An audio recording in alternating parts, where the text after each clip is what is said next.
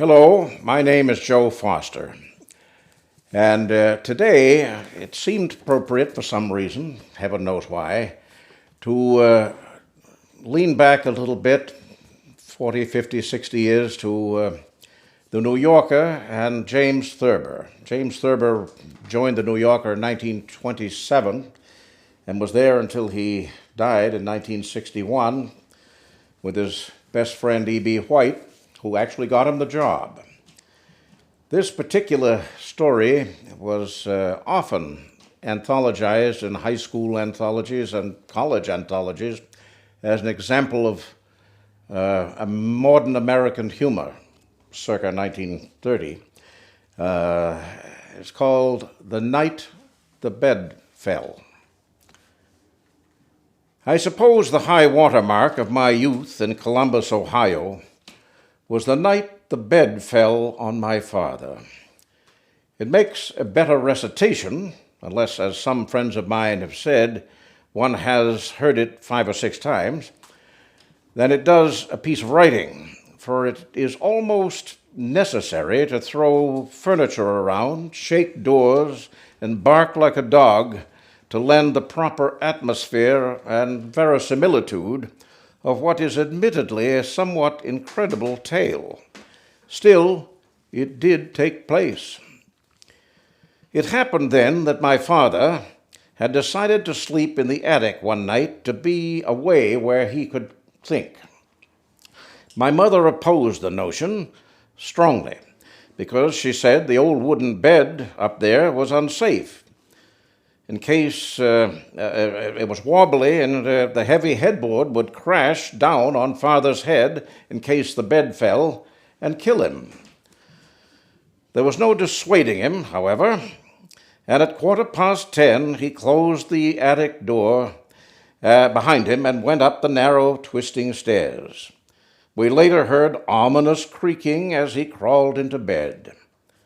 Grandfather, who usually slept in the attic bed when he was with us, had disappeared some days before.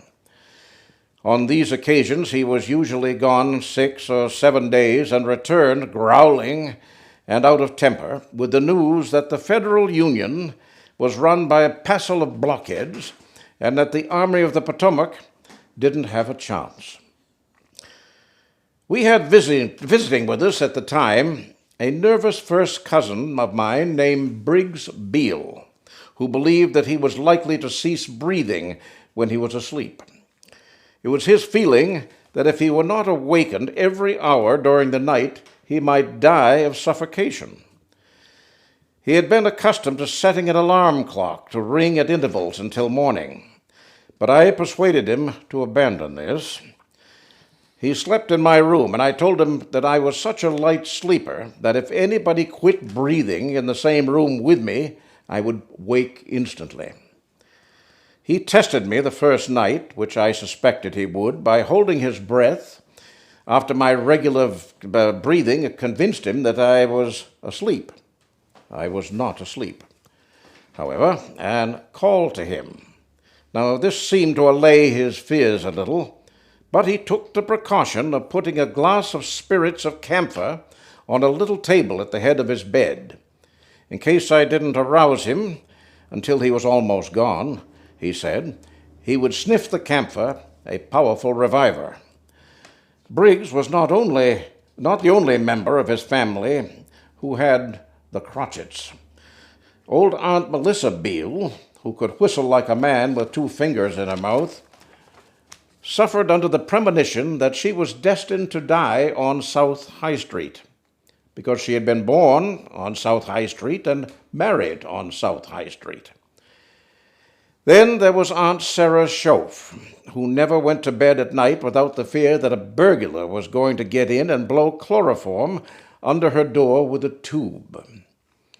To avert this calamity, for she was in greater dread of anesthetics than of losing her household goods, she always piled money, silverware, and other valuables in a neat pack outside her bedroom, with a note reading, "This is all I have. Please take it and do not use your chloroform, as this is all I have." Aunt Gracie Schoaf also had burglar phobia, but she met it with more fortitude. She was confident that burglars had been getting into her house every night for 4 years. The fact that she never missed anything was to her no proof to the contrary. She always claimed that she had scared them off before they could take anything by throwing shoes down the hallway. When she went to bed, she piled, where she could get at them handily, all the shoes there were about her house. 5 minutes after she had turned out the light, she would sit up in bed and say, "Hark!" Her husband, who had learned to ignore the whole situation as long ago as 1903, would either be sound asleep or pretend to be sound asleep. In either case, he would not respond to her tugging and pulling, so that presently she would arise, tiptoe to the door, open it slightly, and heave a shoe down the hall in one direction, and its mate down the hall in the other direction. Some nights she threw them all, and some nights only a couple of pairs. But I'm straying from the remarkable incidents that took place during the night the bed fell on Father. By midnight, we were all in bed. The layout of the rooms and the disposition of their occupants is an important part to understanding what later occurred. In the front room, upstairs, just under Father's attic bedroom, were my mother and my brother Herman, who sometimes sang in his sleep, usually marching through Georgia or onward Christian soldiers. Briggs Beale and myself were in a room adjoining this one. My brother Roy was in a room across the hall from ours. Our bull terrier, Rex, slept in the hall. By bed was an army cot, one of those affairs which are made wide enough to sleep on comfortably only by putting up, flat with the middle section, the two sides which ordinarily hang down like the sideboards of a drop-leaf table. When these sides are up, it is perilous to roll too far toward the edge, for then the cot is likely to tip over, bringing the whole bed down on top of one, with a tremendous banging crash. This, in fact, is precisely what happened about 2 o'clock in the morning. It was my mother who, in recalling the scene later, referred to it as the night the bed fell on your father. Always a deep sleeper, slow to arouse, I'd lied to Briggs. I was at first unconscious of what had happened when the iron cot rolled me onto the floor and toppled over on top of me. It left me still warmly bundled up and unhurt, for the bed rested above me like a canopy. Hence, I did not wake up, only reached the edge of consciousness and went back. The racket, however, instantly awakened my mother in the next room, who came to the immediate conclusion that her worst dread had been realized. The big wooden bed upstairs had fallen on Father. She therefore screamed, "Let's go to your poor father!" It was this shout, rather than the noise of my cot falling, that awakened Herman in the same room with her. He thought that Mother had become, for no apparent reason, hysterical. "You're all right, Mama," he shouted, trying to calm her. They exchanged shout for perhaps 10 seconds. "Let's go to your father," and "You're all right." That woke up Briggs. By this time, I was conscious of what was going on in a vague way, but did not realize that I was under my bed instead of on it. Briggs, awakening in the midst of loud shouts of fear and apprehension, came to the quick conclusion that he was suffocating and that we were all trying to bring him out. With a low moan, he grasped the glass of camphor at the head of his bed and, instead of sniffing it, poured it over himself. The room reeked of camphor. "Oh!" choked Briggs like a drowning man, for he had almost succeeded in stopping his breathing under the deluge of pungent spirits. He leaped out of bed and groped toward the open window, but he came up against one that was closed. With his hand, he beat out the glass, and I could hear it crash and tinkle on the alleyway below.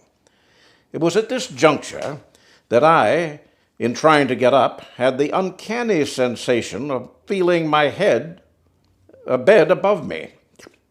Foggy with sleep, I now suspected, in my turn, that the whole uproar was being made in a frantic endeavor to extricate me from what must be an unheard of and perilous situation. "Get me out of this!" I bawled. "Get me out!" I think I had the nightmarish belief that I was entombed in a mine. "Ugh!" gasped Briggs, floundering in his camphor. By this time, my mother, still shouting, pursued by Herman, still shouting, was trying to open the door to the attic in order to go up and get my father's body out of the wreckage. The door was stuck, however, and it wouldn't yield. Her frantic pulls on it only added to the general banging and confusion. Roy and the dog were now up, the one shouting questions, the other barking. Father, farthest away and the soundest sleeper of all, had by this time been awakened by the battering on the attic door. He decided the house was on fire. I'm coming, he wailed. In a slow, sleepy voice, it took him many minutes to regain full consciousness. My mother, still believing he was caught under the bed, detected in his "I'm coming" the mournful, resigned note of one who is preparing to meet his Maker. "He's dying," she shouted. "I'm all right," Briggs yelled to reassure her. "I'm all right." He still believed that it was his own closeness to death that was worrying my mother. I found at last the light switch in my room, unlocked the door, and Briggs and I joined the others at the attic door. The dog, who never did like Briggs, jumped for him, assuming that he was the culprit in whatever was going on, and Roy had to throw Rex and hold him. We could hear Father crawling out of bed upstairs. Roy pulled the attic door open with a mighty jerk, and Father came down the stairs, sleepy and irritable, but safe and sound. My mother began to weep when she saw him. Rex began to howl. "What in the name of God is going on here?" asked Father. The situation was finally put together like a gigantic jigsaw puzzle. Father caught a cold from prowling around in his bare feet, but there were no other bad results. "I'm glad," said Mother, who always looked on the bright side of things, "that your grandfather wasn't here."